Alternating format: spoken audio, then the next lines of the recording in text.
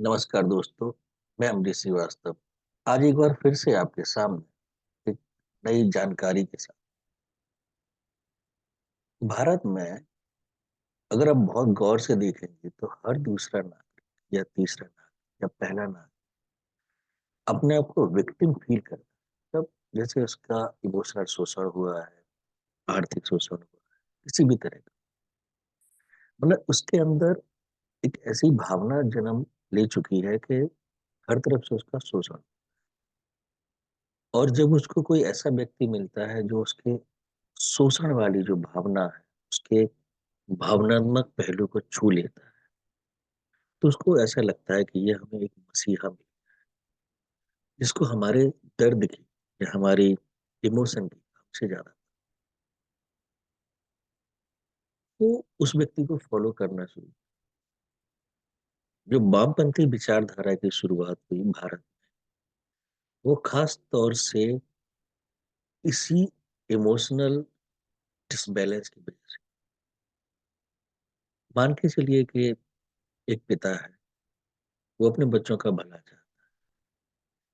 स्वाभाविक है कि बच्चे को खेलने में ज्यादा दिलचस्पी होगी बजाय पढ़ने, या किसी भी सकारात्मक कार्य को करने में आपकी दिलचस्पी उतनी नहीं होगी जितनी एक अ, खेल कूद वाले या हर्षोल्लास वाले, जैसे नाच करना, पार्टी। हम उस बच्चे को अगर ये बोलते हैं कि भाई ये तुम्हारे पिता जो है, ये तुम्हारी खुशी नहीं देखना चाहते, ये नहीं चाहते कि तुम खुश हो। कई बार क्या होता है कि बच्चे मेंटली इतने स्ट्रांग नहीं, तो वो इस तरह के बरगलाने वाले लोगों के झांसे, और झांसे देने वाले अगर किसी भी तरह से ऐसी वेशभूषा में हो जिसमें की सादगी झलकती हो, निस्वार्थ, निश्चलता, निष्कपट और निर्धनता, तो लोग जल्दी विश्वास करते, बोले ये तो अकिंचन, इसको हमारे से क्या मिलेगा, ये तो इससे तो कुछ चाहिए ही नहीं, ये तो हमारे भले की। ऐसा ही हुआ भारत देश में। यहाँ वामपंथ ने जो अपनी जड़ें फैलानी शुरू की, तो हर व्यक्ति को ये दिखाया कि वो दबा कुछ ना सोच सकते। वामपंथ ने समस्याओं को तो बहुत अच्छे से, छोटी छोटी जो समस्या है तो उसको बड़े रूप में बरगद बना, लेकिन समाधान उसके पास कोई नहीं। एक बड़ा अच्छा उदाहरण मैंने खुद अपनी आंखों से देखा, और वो उदाहरण है, मैं इटावा जिले का हूँ, तो कानपुर में एक लाल इमली करके कंपनी थी जिसके कंबल बनते, बहुत अच्छे कंबल। अब क्या होता है जब कोई बिजनेस या व्यवसायी अपना काम शुरू करता है, तो जाहिर सी बात है, वो आगे के 5 साल 10 साल की प्लानिंग लेकर के चलता है, पैसे भी बचाने की सोचता है। मार्केट अप्स एंड डाउन होता है, उसको नए नए लोगों से मिलना होता है, कॉन्ट्रैक्ट लेने, तो उसका रहन सहन उस तरह का, मैनेजर सुपरवाइजर इन सबके इनके हिसाब से। अब अगर हम मजदूरों के मन में ये भाव भरना शुरू करते हैं, भाई तुम्हारी मेहनत का फल, तुम्हारी जी तोड़ मेहनत का फल देखो, ये मालिक लोग बड़ी बड़ी गाड़ियों में, बड़े बड़े शहरों में, बड़े बड़े हवेली में,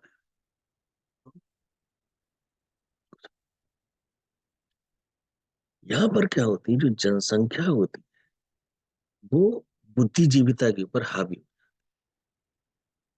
नतीजा क्या होगा, मजदूरों ने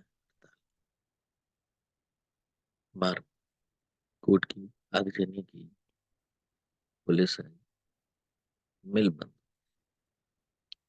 मालिक ने अपना सामान उठाया किसी दूसरे राज्य में से। लेकिन उस मिल के कम से कम नहीं तो 20,000 वर्कर, जिनके लिए पीली कॉलोनी, लाल कॉलोनी, हरी गुलाबी, ये सब कॉलोनियां बनी थी, सब उन्होंने पैसे पैसे लिए, कोई काम नहीं किया। आज की तारीख में ये है कि मिल बंद है। उससे पहले जब मिल चल रही थी तो उन मजदूरों के बच्चे स्कूल जाते थे, हॉस्पिटल की व्यवस्था थी, अच्छा खासा खा पी रहे।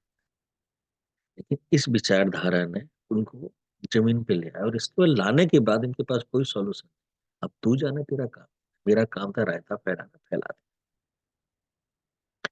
अब मजदूर उनके ऊपर आरोप भी नहीं लगा सकता, क्योंकि उन्हें तो कुछ मिला ही नहीं। एक्चुअली उनका उद्देश्य कुछ मिलना है ही नहीं, यहाँ से उन्हें कुछ लेना ही नहीं। उन्हें लेना है किसी दूसरे देश से। क्यों लेना है? क्योंकि भारत में मैन पावर बहुत, मतलब श्रम करने वाले लोगों की संख्या अधिक है।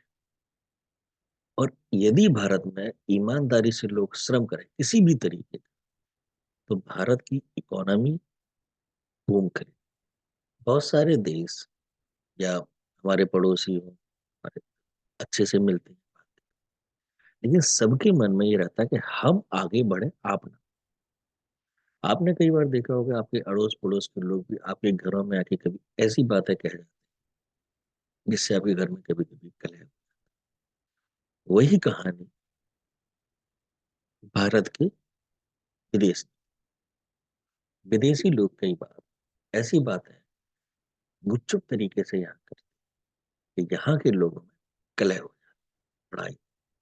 इसको शीत युद्ध, गृह युद्ध कुछ भी कह सकते हैं। जहां तक नक्सलवाद का शुरुआत है, छोटा सा है वो। तत्कालीन नक्सलवाड़ी करके एक जगह थी, वहां के जमींदारों के खिलाफ एक आंदोलन, छोटा सा आंदोलन या लड़ाई। जब भी कुछ होती थी, हम अपने घरों में रखे हुए छोटे छोटे हथियार से।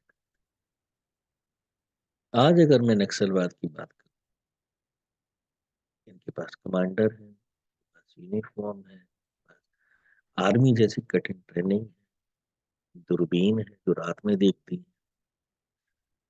एक से एक बेहतरीन हथियार है जो हो सकता है कि हमारी सेना के पास। दो सवाल यहाँ पर बड़े महत्व।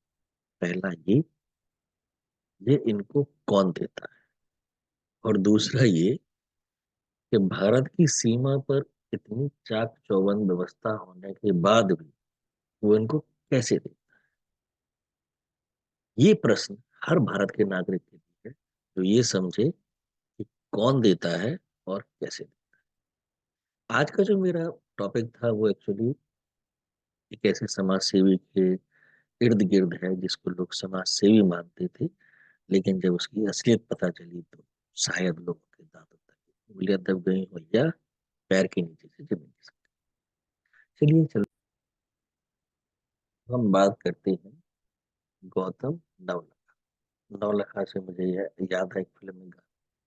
चलिए, दिल्ली पुलिस की special team news click case की जांच के लिए मुंबई स्थित सामाजिक कार्यकर्ता। अब जब ये सामाजिक कार्यकर्ता आते हैं तो आसपास की जितनी भी जनता होगी इनको सामाजिक कार्यकर्ता के रूप में ही जानते। इनकी जड़ें कहाँ से जुड़ी हैं और कहाँ तक जाती हैं?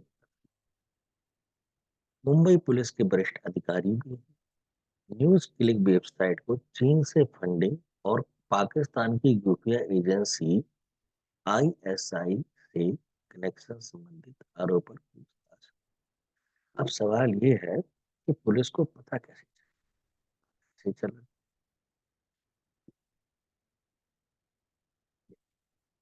इसके साथ ही गौतम लम्बा और सैयद गुलाम नबी भाई के बीच रिश्तों को लेकर भी भारत की संप्रभुता को बाधित करने के लिए देश के खिलाफ असंतोष पैदा और चीन से बड़ी मात्रा। अब ये पकड़े गए हैं, इस चीन से फंडिंग हुई तो अब उड़ के तो आई नहीं होगी, किसी न किसी माध्यम से बैंक के अकाउंट में गई होगी। आजकल हमारा जो बैंकिंग सिस्टम है बहुत स्ट्रांग, पकड़ में आ गए। न्यूज पोर्टल के संस्थापक और प्रधान संपादक प्रवीर पुरकायस्थ और एचआर प्रमुख अमित चक्रवर्ती को 3 अक्टूबर को सूची।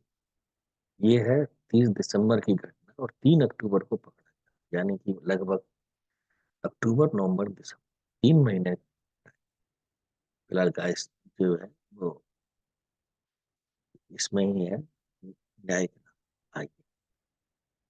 अब क्या है, दिल्ली पुलिस द्वारा दर्ज एफआईआर में दावा किया कि चीनी फंड को कथित तौर पर नवलखा, तीस्ता सीतलवाड़, जावेद आनम और मिलेश, ये ये और अभिसार शर्मा, ये भाई साहब अद्भुत है। इनका नाम जब मैंने पढ़ा तो मैंने कहा ये व्यक्ति यूट्यूब पे वीडियो बना बनाकर वर्तमान सरकार के खिलाफ भड़का रहा है, तो ये गलत है। इसके कनेक्शन भी बहुत अच्छे पकड़ में। ये इनसे जुड़े, फिर पीपी के न्यूज क्लिक स्टूडियो के ये है। लोकसभा चुनाव के दौरान चुनाव प्रक्रिया को बाधित करने के लिए एक समूह, people alliance for democratic and secularism. अब इनका जो सेकुलरिज्म है ना, ये एक्चुअली सिकुलिज्म है, मतलब एक बीमार मानसिकता के लोगों का समूह। इनको किसी भी पंथ से, किसी भी धर्म से कोई समस्या नहीं, सबके प्रति सम्मान, केवल हिंदू और सनातन यानी सनातन धर्म से घृणा। चलिए, अब इनके बारे में 5 प्रमुख बातें जानना बहुत जरूरी है। पहले ये कहने को, ये नागरिक स्वतंत्रता और मानवाधिकार कार्य करता है, क्योंकि जनता की आंखों में धूल झोंकना भी बहुत आसान है। आप थोड़े से निस्वार्थ, निश्चल, निष्कपट, निर्धन दिख जाओ, हर किसी की समस्या में एकदम सिर तान के खड़े हो जाओ, 15-20 दिन में लोग आपको सम्मान देना शुरू कर। कश्मीर में मानवाधिकार न्याय और अंतरराष्ट्रीय पीपल ट्रिब्यूनल के संरक्षक भी रहे हैं, यानी कि अंतरराष्ट्रीय स्तर के व्यक्ति। कश्मीर में कामचंद का मानना है कि कश्मीर में विसैन्यीकरण के विषय में जनमत संग्रह होना चाहिए, है ना, और अलगाव। अब ये क्या है, विसैन्यीकरण का क्या मतलब? क्या वो भारत का अलग हिस्सा है? जैसे ही भारत के हर राज्य में, हर जिले में, हर शहर में सीमा पर सेना है, तो वहां पर भी है। वो कोई नई जगह, अलग जगह थोड़ी नहीं। छत्तीसगढ़ में माओवादियों के प्रभाव वाले इलाके में उनके काम का केंद्र रहा। नक्सलियों से संबंध भी है, यानी यहाँ नक्सलियों से हो गए, माओवादियों से हो गए हैं, ऊपर पाकिस्तान और चाइना से हो गए हैं। अब ये भाई साहब इकोनॉमी और पॉलिटिकल वीकली के लिए लिखती है।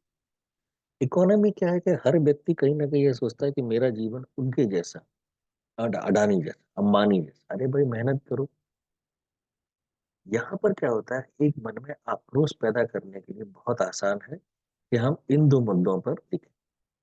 पॉलिटिकली हमको डेमोक्रेसी से दूर किया जा रहा है, हमारे लोकतंत्र का हनन हो रहा है, फलाना ढिमका।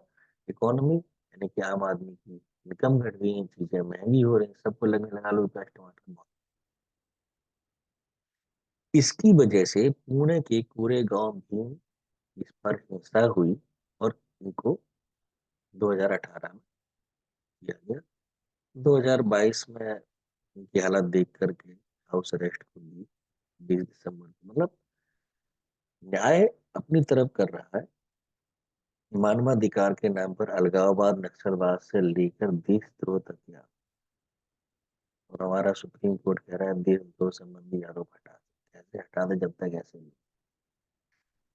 2023 की इसमें दावा किया गया, जब यहाँ पर दावा किया गया, सोचिए आप, जब अगस्त में यहाँ पर दावा हुआ है, तब ग्लोबल नेटवर्क का हिस्सा है, इसे अमेरिकी करोड़पति नेवल रायसिंघम से फंड मिल रहा है। पुलिस ने 17 अगस्त को आतंकवाद विरोधी कानून यूपी यूएपीए और आईपीसी की धाराओं के तहत केस दर्ज की। पूरा 17।